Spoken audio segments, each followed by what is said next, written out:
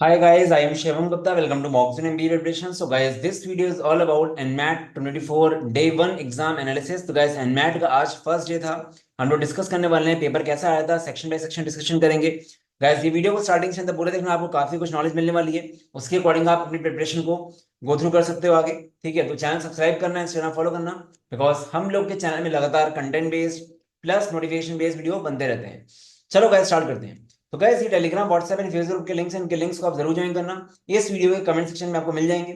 अगर cat preparation कर रहे हो तो कैट के 7 साल के पीवाईक्यूज क्वांट एलआरडीए की प्लेलिस्ट आपको मिल जाएगी चैनल में. तो गैस, अगर बात करें हम लोग एनमैट पेपर कैसा था, तो gas NMAT paper last year comparison से, या फिर अगर ऑफिशियल मॉक से इनके डिस्कस करो, कंपेयर करो सॉरी, तो पेपर का लेवल अच्छा था, पेपर टफ था. ठीक है, क्योंकि गैस पेपर इस बार मेनली रीजन क्या था टफ आने का, क्वांट्स लेंदी थी.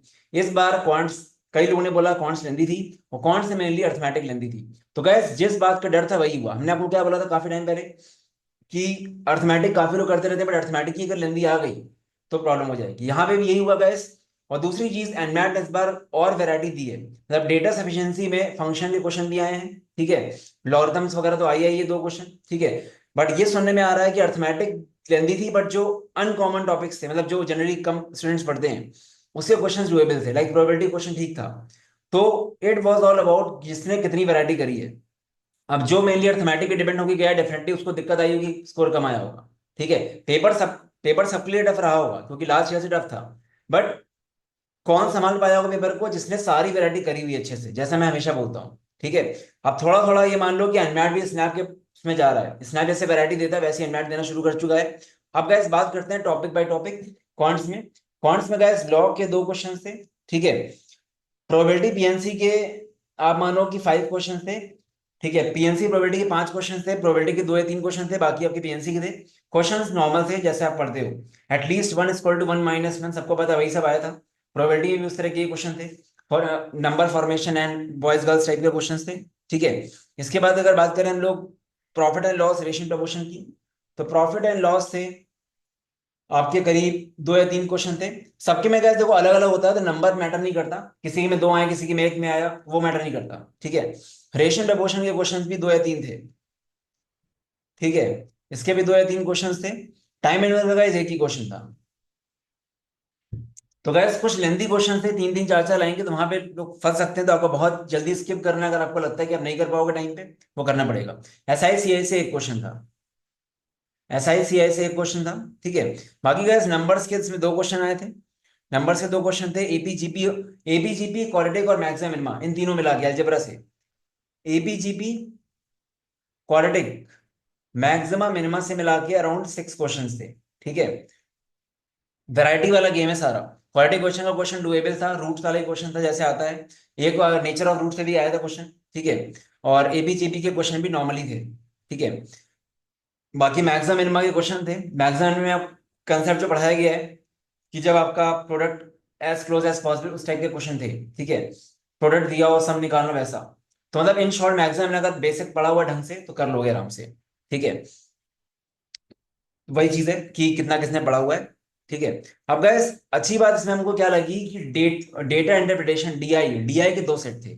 मुझे ये चीज सही लगी, क्योंकि डीआई के 3 सेट अगर आते हैं ना, तो गैस बहुत हो जाता है. इंडिपेंडेंट क्वेश्चन ज्यादा थे, तो जिसने मैथ्स अच्छे से पढ़ी है इंडिपेंडेंट, वो कर ले, उसको फिर भी ठीक रहेगा एज कम्पेयर टू डीआई. क्योंकि डीआई के 3 सेट में अगर आप एक ही कर पाए, तो आपको 8 क्वेश्चन को गैस मारना पड़ेगा. ठीक है, वो चीज है. डीएस के गैस किसी किसी में 4 आए, किसी की 5 क्वेश्चन आए. 4 to 5 क्वेश्चन डीएस के भी थे. अगेन वही बात है कि आपकी कौन सी नॉलेज कितनी अच्छी है, वो चीज है. तो गैस ये मेरा एक ओवरऑल व्यू है. अब यहाँ पे गैस ऐसा नहीं कि आपके में भी यही रेशियो आएगा, किसी के में कुछ भी हो सकता है. तो कंडी अब आपको अगर कौन अच्छा करना है, तो मैं आपको यही बोलूंगा गैस, कि मेन फोकस रखो वैरायटी में. आप किसी भी चैप्टर का बेसिक छोड़ के मत जाओ. चैप्टर तो कोई छोड़ना ही नहीं. बहुत मैसेज आते हैं बस, मैंने अर्थमेटिक अलजेब्रा कर लिया, रिवाइज कर लें. गैस अगर 2 3 चैप्टर करके जाओगे, फ्रैंकली बता रहा हूँ, नहीं निकलेगा एग्जाम. मैं फॉल्स प्रॉमिस नहीं करूंगा. आपको हर चैप्टर की हर वैरायटी करनी ही करनी है. कोई चीज टफ लगती है उसको छोड़ दो आप. कोई चीज आपको टफ लग रही है इनक्वालिटी में कुछ, वो छोड़ दो. बट चैप्टर कोई छोड़ के मत जाओ गैस, वरना आप बहुत बड़ा दिक्कत हो जाएगा. एनमैट में भी होगा, स्नैप में भी होगा. अब गाइस देखो, एनमैट टफ आया, स्नैप भी टफ आ सकता है. ठीक है, टफ वाली बात वही है कि डेफिनेटली लेंदी तो था ही लास्ट ईयर से, बट वैरायटी वाली बात है मिलनी, कि आपको कितनी वैरायटी रेडी हुई है. ठीक है, तो ये कौन चीज है, तो यहां से आप यही सीखोगे कि आपको चैप्टर बाय चैप्टर अच्छे से करना है. ठीक है, वो चीज़ है। बाकी गैस लॉजिकल रीजनिंग की बात करूं, एलआर की अगर मैं बात करूं तो एलआर में क्वेश्चंस मेनली पजल्स थे आपके। पजल्स का चार क्वेश्चन का सेट था। ठीक है। इनपुट आउटपुट दो आए थे गाइस, दो में से एक काफी ट्रिकी था, एक डिसेंट था। 8 क्वेश्चन थे इनपुट आउटपुट के। क्वेश्चन अगर देखें तो 8 क्वेश्चन थे। अगेन जैसे बोलता हूँ, सीआर के 18 क्वेश्चन थे, उसमें से आप ये मानो कि 10 क्वेश्चन तक कर सकते हो, 9 से 10 क्वेश्चन। ठीक है, बट इनपुट आउटपुट टफ आ सकता है, तो डरना मत उसमें। जो चीज नहीं आ रही तुरंत छोड़ना पड़ेगा आपको गाइस। ठीक है। ज्यादा इंडिपेंडेंट क्वेश्चन थोड़ा ट्रिकी थे। इंडिपेंडेंट क्वेश्चन जो आपके कोडिंग डिकोडिंग नंबर सीरीज ये सब होते हैं, 6 क्वेश्चन थे। ठीक है। इंडिपेंडेंट क्वेश्चन, तो इसी तरह का कुछ रेशियो था इसमें लॉजिकल रीजनिंग में, बट ये है कि बहुत ज्यादा डिफरेंट नहीं था, मेनली क्वांट्स कुछ ज्यादा ही डिफरेंट था as compare to LR. LR में इनपुट टफ था थोड़ा।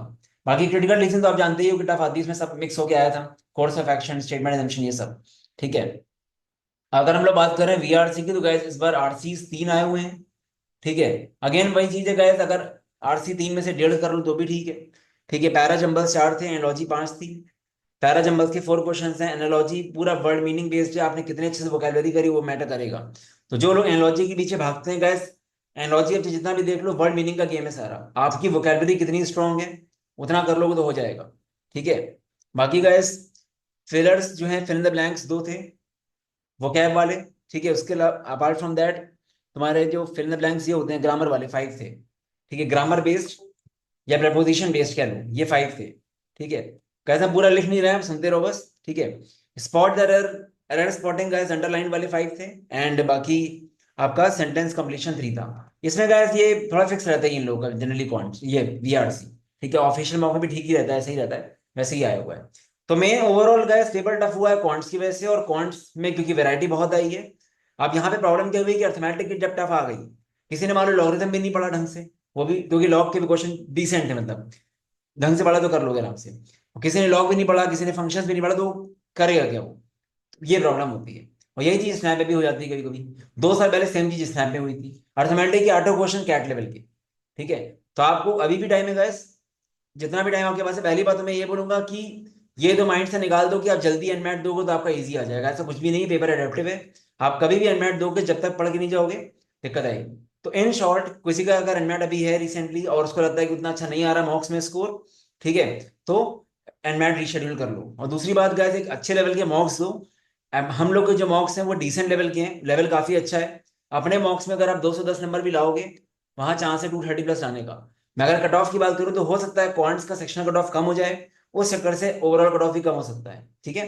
बट अभी बहुत नहीं बोल सकते, बट स्टिल क्वांट्स का कट ऑफ थोड़ा कम हो सकता है। बट मॉक्स अच्छे लेवल के देना। चाहो तो हम लोग का एनमैट का फ्री मॉक चेक कर सकते हो, अपने आप आपको आइडिया लग जाएगा। गैस वर्स्ट केस सिनेरियो के लिए प्रिपेयर करना है आपको।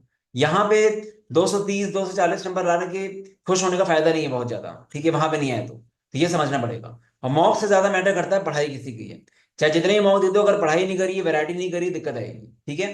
तो गैस अगर कोई अभी भी एक प्रॉपर स्ट्रक्चर में पढ़ना चाहता है, तो हम लोग का एनमैट स्नैप का मिनी क्रैश कोर्स चल रहा है अभी भी।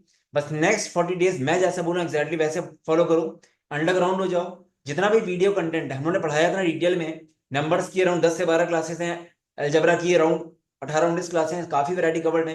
प्लस आज से लाइव क्लास भी स्टार्ट हो रही है। ठीक है। वो चीज है। अब गैस ऐसा मत सोचना कि एनमैट में टफ टफ क्वेश्चन है तो टफ टफ क्वेश्चन लगाने लगो, क्योंकि जो चीज आपको यहाँ पे टफ लग रही है वहां वैसे भी नहीं कर पाओगे। तो कुछ चीजें आपको छोड़नी पड़ेंगी वहां पे।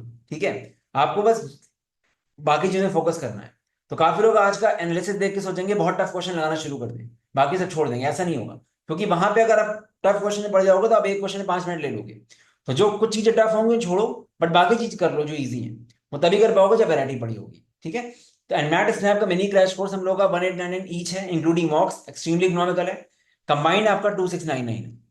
ठीक है। तो गैस मॉक एनालिसिस देख के डरना किसी को नहीं है, मेनली उन लोगों को जिसने वैरायटी पढ़ी है। अगर आपने अच्छे से सब कुछ कर रखा है, सारी वैरायटी पढ़ रखी है, डेफिनेटली स्कोर आ जाएगा। ठीक है। तो अगर नहीं करा है तो स्टार्ट कर दो गाइस। तो काफी लोग इस टाइम पैनिक हो जाते हैं कि मेरा क्या होगा, ऐसा कुछ मैं सोचूं। ठीक है। और वैसे भी अगर ओवरऑल पेपर टफ आएगा तो सभी के लिए टफ आएगा, तो कट ऑफ नीचे जाएगा ही जाएगा, ऐसा कोई रूल नहीं, कट ऑफ 230 ही जाएगा। हो सकता है कट ऑफ 225 चला जाए अगर पेपर सबके लिए टफ होगा तो। ठीक है। तो आपको अपना बेस्ट देना है। बस आपको अपने आप से ये पूछना है कि आप सारी वैरायटी करके जा रहे हो कि नहीं। ठीक है। आप इंपॉर्टेंट टॉपिक्स तो माइंड से निकाल ही दो, अगर कॉम्पिटेटिव एग्जाम में जाना है तो। इंपॉर्टेंट टॉपिक्स नाम की कोई चीज ही नहीं है guys। मैं हमेशा से बोलता हूँ ये चीज। ठीक है। चाहे कोई भी एग्जाम ले लो आप। तो गैस एनमैट भी उस तरह होता जा रहा है। खाली एनमैट चाहिए तो 1899 का ये, कंबाइंड आपका 2699 का एनमैट स्नैप। ठीक है, एक प्रॉपर स्ट्रक्चर्ड वे में पढ़ो गाइस, आराम से एग्जाम निकलेगा। बाकी guys results and reviews you can check out.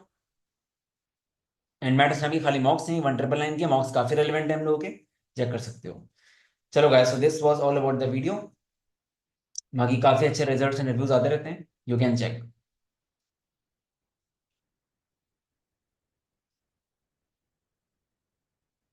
तो गाइस ये नंबर यहाँ व्हाट्सएप कर देना, कोई डाउट आता है किस तरह का भी। एंड moxon.in/nmat या स्नैप में जाओगे तो आपको एनमैट का फ्री मॉक मिल जाएगा, एनमैट के मॉक्स क्रैश कोर्स वगैरह मिल जाएगा।